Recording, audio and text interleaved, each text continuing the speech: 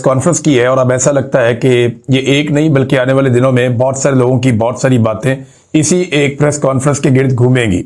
और ऐसा दिखाई देता है कि बहुत सारे वीलॉग्स, बहुत सारे तबसरे, बहुत सारे प्रोग्राम, बहुत सारी सियासत अब इसी प्रेस कॉन्फ्रेंस के इर्द गिर्द होगी। आज पहला दिन है, आर्मी चीफ को एक्सटेंशन मिले हुए और मजीद 5 साल इनको मिल गए, आर्मी चीफ को भी और जो एयर चीफ हैं उन्हें भी, और बहुत सारे इख्तियारात भी मिल गए, बहुत सारी ताकत भी मिल गई। कल उन्होंने ये कहा था, जब ये नोटिफिकेशन वाला मामला हुआ तो उन्होंने कहा था कि ऊंची उड़ान यहां से पाकिस्तान उड़ेगा। तो आज हमने ऊंची उड़ान का पहला मुजाहरा देखा। एक तो कौमी एयरलाइन को 23 दिसंबर को नीलाम किया जाएगा पीआईए को, चले वो तो एक अलग बात है, लेकिन डीजीआईएसपीआर ने आज दिखाया कि ये उड़ान किस लेवल की होगी और मामला किस तरफ जाएगा। अब दिखाई दे रहा है कि जैसे इदारे के पॉलिसी साजों ने यह फैसला कर लिया है कि इमरान खान और पाकिस्तान तहरीके इंसाफ को मुकम्मल तौर पे दबा दिया जाएगा या कुचल दिया जाएगा। ये एक नए दौर का आगाज है और इसका आगाज बड़े जारहाना अंदाज में किया गया। डीजीआईएसपीआर ने क्या कहा, ये बताने से पहले मैं आपको बताता हूं कि ये प्रेस कॉन्फ्रेंस हमें क्या बता रही है। नंबर 1 तो यह है कि सियासतदानों में इमरान खान का मुकाबला करने की सकत बाकी नहीं रही। यानी ये एक ऐलान है कि जो सियासी जमातें हैं जिन्हें इस वक्त पाकिस्तान की मिलिट्री एस्टेब्लिशमेंट ने संभाला हुआ है, ये सियासी जमातें इस वक्त इमरान खान का मुकाबला नहीं कर सकती, पीटीआई का मुकाबला नहीं कर सकती। लिहाजा डीजीआईएसपीआर वो सारा कुछ जो बाकी लोग नहीं कह पाए वो कहने के लिए खुद मैदान में आ गए। नंबर 2, ये इस बात का भी सबूत है कि इमरान खान ही फील्ड मार्शल आसिम मुनीर साहब के लिए सबसे बड़ा मसला है, या पाकिस्तान की जो मिलिट्री एस्टेब्लिशमेंट है उसके लिए सबसे बड़ा मसला इमरान खान ही है। और ये पूरी प्रेस कॉन्फ्रेंस और ये सारा माहौल इमरान खान के गिर्द ही घूम रहा है। नंबर 3, ये फौज की सियासत में मुदाखलत का अब तक का सबसे बड़ा सबूत है। इससे पहले एक आधा जुमला करके निकल जाते थे, 2-4 जुमले बोलकर निकल जाते थे, खामोशी से बातचीत करते थे, इशारे में कोई चीज इधर उधर कर देते थे। लेकिन इस मर्तबा डीजीआईएसपीआर ने बहुत खुलकर फौज की सियासत में मुदाखलत का सबूत दिया है। ये उन्होंने अपने हलफ से खिलाफ वर्जी की है, हलफ से गद्दारी की है, क्योंकि हलफ उन्हें ये इजाजत नहीं देता। जिस तरह की आज उन्होंने प्रेस कॉन्फ्रेंस की, उनका हलफ इसकी इजाजत नहीं देता। नंबर 4, ये एक्सटेंशन की जो बुनियाद बनी थी ना, मैं आपको काफी दिनों से खबर दे रहा था और बार बार आपको मैं कह रहा था कि नवाज शरीफ साहब इमरान खान से छुटकारा चाहते हैं और इसी बुनियाद पे वो जो मांगा जाएगा वो दे देंगे और एक्चुअली डील इस चीज पे होनी है।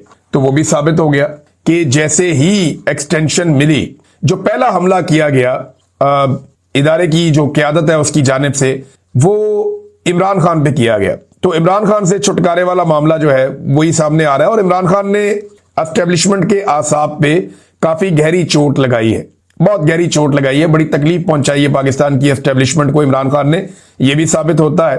फिर आसिम मुनीर साहब का जो नया टन्योर शुरू हुआ है, ये मुकम्मल सियासी अजाइम के साथ शुरू हुआ है, ये भी दिखाई दे रहा है। वरना इस किस्म के अल्फाज, ऐसे जुमले कभी भी हमने डीजीआईएसपीआर के मुंह से नहीं सुने थे।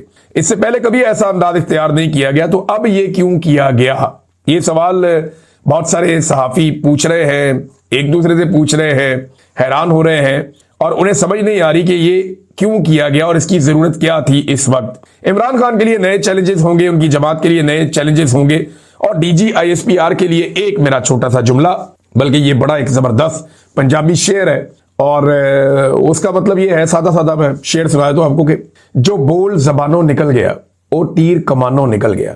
आपने जो कह दिया वो कह दिया, ये अब वापस नहीं हो सकता, ये अब कैमरों ने महफूज कर लिया, रिकॉर्ड का हिस्सा बन गया, इसके ऊपर तहरीरें लिखी जा चुकी, अब वापसी का कोई रास्ता नहीं है।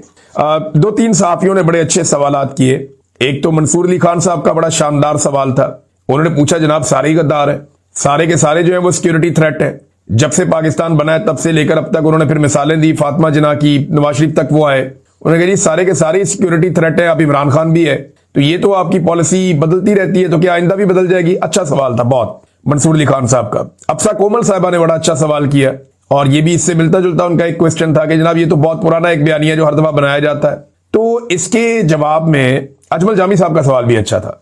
अच्छा, इसके जो जवाब था ना उसमें डीजीआईएसपीआर ने बड़ी अजीब बात की। उन्होंने कहा जी इससे पहले हमने कभी किसी को इस तरीके से टारगेट किया है या इस तरीके से हमने कभी किसी का नाम लेके इस तरह किया है।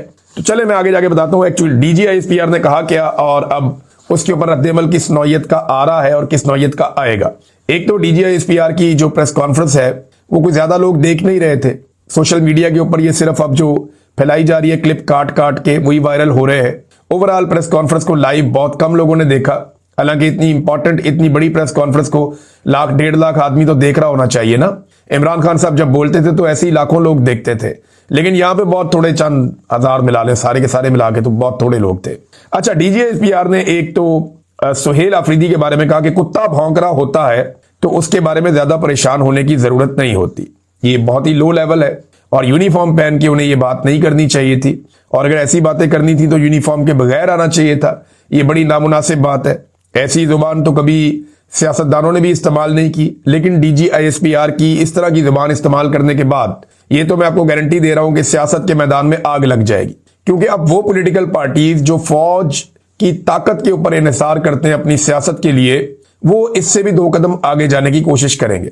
अब आपको ज्यादा गाली नजर आएगी, ज्यादा बदतमीजी और ज्यादा नफरत नजर आएगी, जो आज की इस प्रेस कॉन्फ्रेंस के अंदर स्टार्ट हो गया मामला। उन्होंने कुत्ता कह दिया एक वजीर आला को।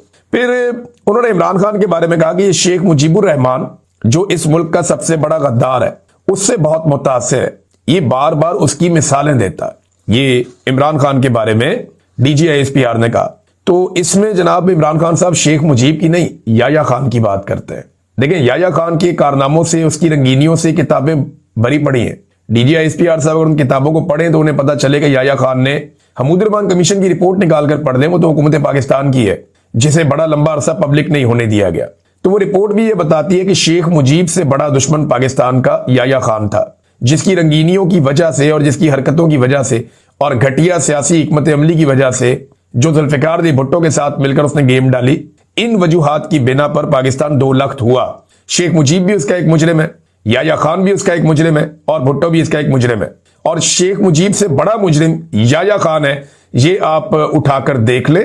पाकिस्तान 2 टुकड़े हुआ, अब उसके हकायक के ऊपर बात ना की जाए। जब बात की जाएगी तो सबसे बड़ा मुजरिम याया खान निकलता है, जिसने जानबूझकर अपने फायदे और अपने मफाद के लिए पाकिस्तान को 2 टुकड़े होने दिया, और उसकी हरकतों की वजह से, उसकी रंगीनियों की वजह से ये सब कुछ हुआ, और इसके ऊपर किताबें भरी पड़ी हैं। अब इमरान खान साहब जब हमूदुर कमीशन की रिपोर्ट की बात करते हैं, याया खान की बात करते हैं, मुजीबुर रहमान की बात करते हैं, तो इसको ऐसे लिबादा देकर ये कहना कि जी वो सिर्फ शेख मुजीब से मुतासिर है, ऐसी बात नहीं है। इमरान खान ने कभी पाकिस्तान टूटने की बात नहीं की, पाकिस्तान को तोड़ने की बात नहीं की। उसने हमेशा ये सवाल उठाया कि पाकिस्तान को क्यों तोड़ा गया और कौन इसके लिए जिम्मेदार है। फिर DGISPR ने कहा कि इस शख्स का बयानिया दिल्ली से आ रहा है, ये एक और इल्जाम है। पहले ये कहा गया कि इमरान खान का जो ट्विटर अकाउंट है वो इंडिया से चलता है, फिर ये बहुत सारे और लोगों पे इल्जामात लगाए गए। तो पाकिस्तान में ना बड़ा आसान होता है कि जब भी कभी कोई आपके मफाद के खिलाफ जाए तो पाकिस्तान की मिलिट्री एस्टेब्लिशमेंट फौरी तौर पे उसे इंडिया के साथ जोड़ देते हैं। पहले इसराइल के साथ जोड़ देते थे, आजकल इसराइल के साथ अच्छी यारी है पाकिस्तान की एस्टेब्लिशमेंट की, तो अब इंडिया के साथ जोड़ देते हैं और वो ये कहते हैं जी इंडिया के साथ ये शामिल है। बल्कि मैं हैरान हुआ, उन्होंने एक और बात की, उन्होंने कहा जी कि भारत के साथ जंग में अगर ये शख्स होता तो ये कशकोल लेकर मुज़ाकरात के लिए चल पड़ता। ये बड़ी अजीब बात है, क्योंकि ये हकायक सारी दुनिया को पता है और PMLN के लोग ये बता चुके हैं। इसमें जो इस वक्त स्पीकर है अयाज सादिक साहब, उन्होंने बताया था कि जनरल बाजवा की टांगें कांप रही थी और माथे पे पसीना था और बहुत परेशान थे, और ये हकायक कई मरतबा रिपोर्ट हो चुके हैं कि जनरल बाजवा इंडिया को जवाब उस तरीके से नहीं देना चाहते थे। ये इमरान खान साहब ने और एयरफोर्स ने इस बात का फैसला किया और बाकायदा प्राइम मिनिस्टर ने इसके ऊपर जो है वो बड़ा सख्त अहकामात जारी किए कि हम इंडिया को जवाब देंगे, और फिर इंडिया को जवाब दिया। इंडिया के तैयारे उस वक्त भी गिरे थे और पहली मरतबा इसका आगाज इस दौर में, जदीद दौर में, इमरान खान साहब के दौर में हुआ था। तो इमरान खान साहब तो नहीं गए कशकोल लेकर इंडिया से मुज़ाकरात के लिए, बल्कि इस मरतबा जब जंग हो रही थी तो हम बार बार कई दिनों तक ये मिन्नतें करते रहे कि इस जंग को उठाइए और उठा के भारत में ले जाइए। हम बार बार ये कहते रहे कि जनाब, और मैं ये कहता रहा कि जनाब ये जंग पाकिस्तान की सरजमीन पे लड़ी जा रही है, इसको उठाएं और इंडिया की सरजमीन पे ले जाएं। जब आप ये करेंगे तो उन्हें जंग की गर्मी का एहसास होगा और फिर वो जंग से पीछे हटेंगे, अदरवाइज ये जंग नहीं रुकेगी। तो जब पाकिस्तान ने ये किया तो उसका नतीजा आपके सामने है। अब जो लोग उस वक्त एक ट्वीट नहीं किया, जो लोग उस वक्त एक स्टेटमेंट नहीं दिया, जो लोग छुप कर बैठे हुए थे तहखानों के अंदर, वो लोग सारे पहलवान बन गए। और जेल में बैठा हुआ इमरान खान, जिसने इंडिया पाकिस्तान की हालिया जंग के मौके पर भी पाकिस्तान के साथ पूरी ताकत से खड़े होने का कहा, वो इमरान खान आज गद्दार हो गया। और उसके बारे में कह रहे हैं कि अगर भारत के साथ जंग में ये होता तो कशकोल लेकर मुज़ाकरात के लिए चल पड़ता। भी क्यों चल पड़ता? पिछली जंग में याद नहीं है इसने क्या किया था और आर्मी चीफ जनरल बाजवा ने क्या किया था। फिर कहते हैं अफगानिस्तान से रियासत की पॉलिसी दुरुस्त नहीं है, ये इमरान खान क्यों कहता है, ये भी उन्होंने एतराज उठाया। भाई इमरान खान एक साबिक वजीर आजम है, वो लीडर है, उसे लगता है कि पॉलिसी किसी और तरह होनी चाहिए, तो ये उसका जमहूरी हक है।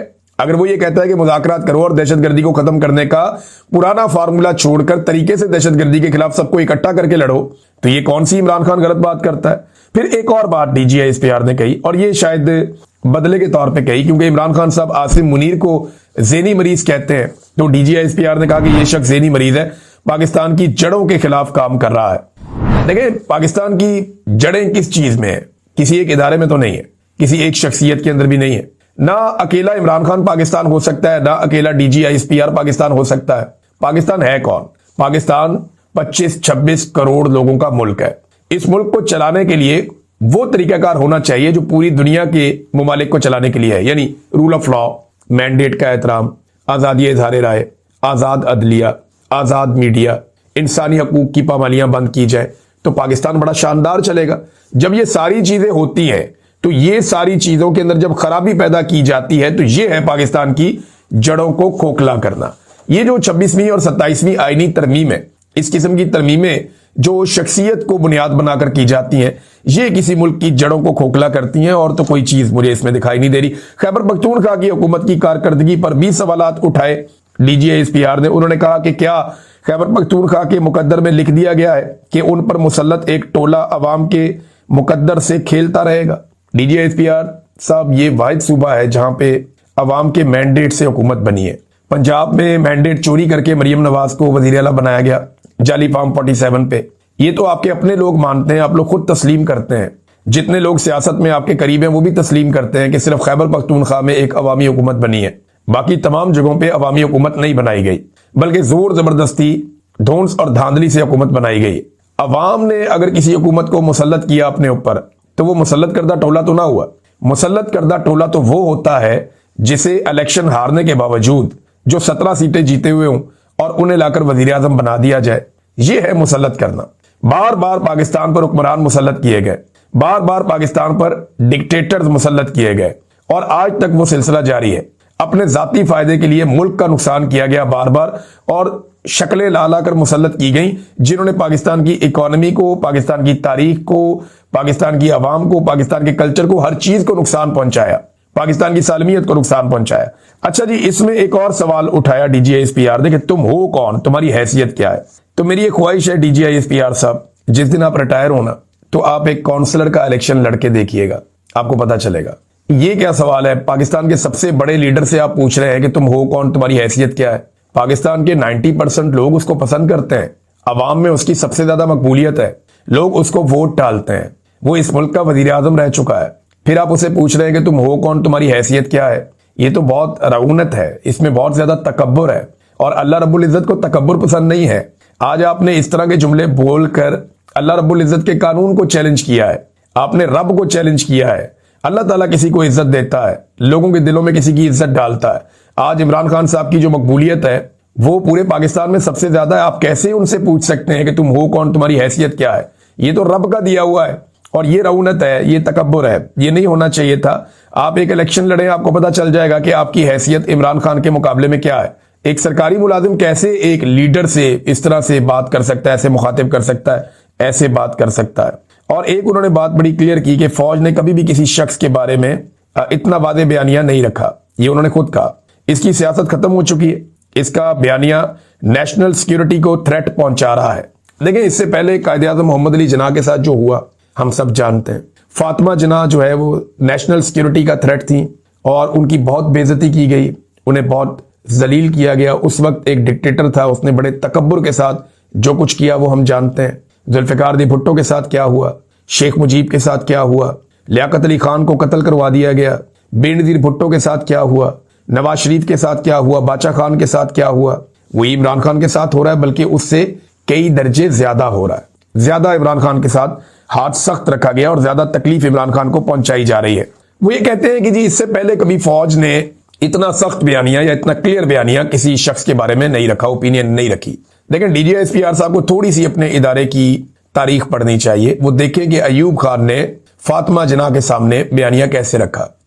वो देखें कि याह्या खान ने पाकिस्तान दो टुकड़े हो रहा था तो अपना बयानिया जो सियासी बयानिया था वो कैसे रखा।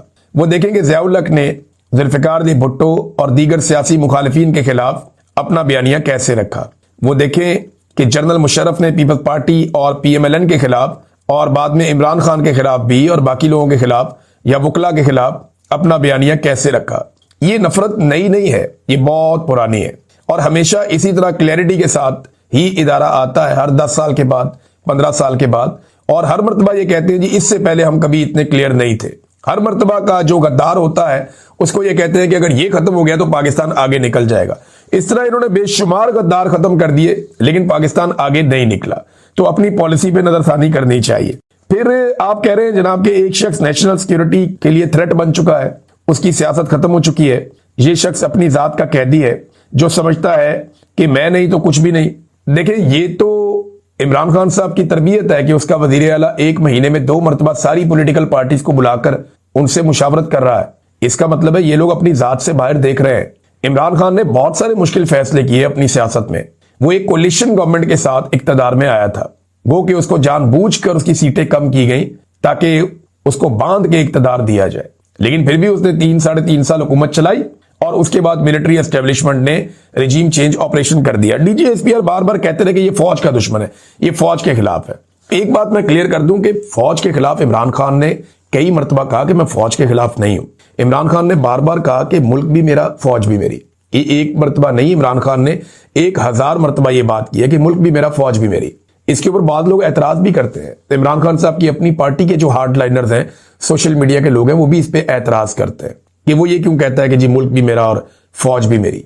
इमरान खान साहब फौज को ओन करते हैं। वो सिर्फ ये कहते हैं कि फौज को सियासत के लिए इस्तेमाल ना किया जाए, सियासी जमातों को कुचलने के लिए, सियासी खानदानों को कुचलने के लिए, या सियासत में मुदाखलत के लिए, या बड़े बड़े मुल्क के फैसले करने के लिए फौजी क़यादत फौज को इस्तेमाल ना करे। जब जब फौजी क़यादत फौज को इस्तेमाल नहीं करती, फौज की इज्जत में इजाफा होता है। जब जब फौजी क़यादत फौज को सियासत के लिए और अपने जाती फायदे के लिए इस्तेमाल करती है, फौज की इज्जत में कमी होती है। ये बात इमरान खान करता है और इसको कोई आप ये कह नहीं सकते कि कोई फौज का दुश्मन है। ये तो फौज के साथ बड़ी हमदर्दी है। ये तो फौज के साथ, यानी हमें फौज से क्या नफरत हो सकती है। मैं अपनी बात अगर करूं तो मैं तो फौज से कभी नफरत कर ही नहीं सकता। मैं क्यों नफरत करूंगा फौज से? हालांकि मुझे बहुत मारा, मुझे ये ISI ने मारा, ये फौज की है ना, तो मैं फिर भी फौज से नफरत नहीं करता, मुझे बहुत प्यार है। हाँ, लेकिन मैं एक बात हमेशा कहता हूं कि फौज को कोई भी जर्नैल अपने जाती फायदे के लिए इस्तेमाल ना करे। ये पाकिस्तान की फौज है, सारा पाकिस्तान इसका मालिक है, लेकिन जब आप इस फौज को चंद लोग अपने जाती फायदे के लिए इस्तेमाल करते हैं तो उसके खिलाफ तनकीद होती है कि वो जाती फायदे के लिए इस्तेमाल ना करें। लेकिन वो जो लोग इस्तेमाल कर रहे होते हैं वो इसी तरह से अपने आप को फौज के पीछे छुपा लेते हैं और वो कवर ले लेते हैं कि जनाब ये देखो फौज को गाली दी। फौज को कोई कुछ नहीं कहता, फौज के गलत इस्तेमाल के खिलाफ लोग बोलते हैं। जब ये फौज इंडिया के खिलाफ लड़ रही थी, सारे फौज के साथ खड़े थे, याद है ना आपको, सारे फौज के साथ खड़े थे। लेकिन जब ये फौज पाकिस्तान के अंदर लड़ती है सियासी जमातों के खिलाफ, तो तब इनकी मकबूलियत में कमी भी होती है और लोग तनकीद भी करते हैं। एक और बात उन्होंने की कि अपने बेटों को फौज में भर्ती करके खवारिज से लड़ने के लिए भेजो, उन्होंने दावत दी है। देखें, जिन लोगों के बेटे फौज में नहीं है तो क्या वो सारे गद्दार हैं? वो सारे मुल्क के बागी हैं? अगर कोई अपने बेटे को इंजीनियर बनाता है तो क्या उसने गलत फैसला किया? अगर कोई अपने बेटे को डॉक्टर बनाता है और वो लोगों की जान बचाता है तो क्या उसने गलत फैसला किया? वो मुल्क का वफादार नहीं है? अगर कोई अपने बेटे को बिजनेस सिखाता है, या कोई अपने बेटे को IT के शोबे के अंदर तालीम देता है, या कोई अपने बेटे को सिविल सर्वेंट बनाता है, या कोई अपने बेटे को सियासत के अंदर आने की इजाजत देता है, या कोई शख्स अपने बेटे को टीचर बनाता है, कोई और शोबे के अंदर लेकर जाता है, कहीं पे भी लेकर जाता है, तो क्या वो पाकिस्तान का गद्दार है? वो पाकिस्तान का वफादार सिर्फ तभी होगा जब उसका बेटा बंदूक उठा के बॉर्डर पे जाएगा। इस तरह तो आप टोटल 7 लाख फौजी हैं, बाकी जो पाकिस्तान के 25 करोड़ से ज्यादा लोग हैं उनको किस कैटेगरी में आप ले रहे हैं? क्या वो सारे गद्दार हैं? वो सारे पाकिस्तान से प्यार नहीं करते? क्या पाकिस्तान से मोहब्बत का सिर्फ एक ही तकाजा है कि आप अपने बेटे को फौज में भर्ती करें, वरना आप पाकिस्तान से मोहब्बत नहीं करते? ये मायूब बात है, बहुत सारे पाकिस्तानियों की तौहीन है। पाकिस्तानी अपने मुल्क से बहुत प्यार करते हैं और उतना ही प्यार करते हैं जितना कोई फौजी कर सकता है, उतना ही प्यार करते हैं। और पाकिस्तानियों ने बहुत कुर्बानियां भी दी हैं।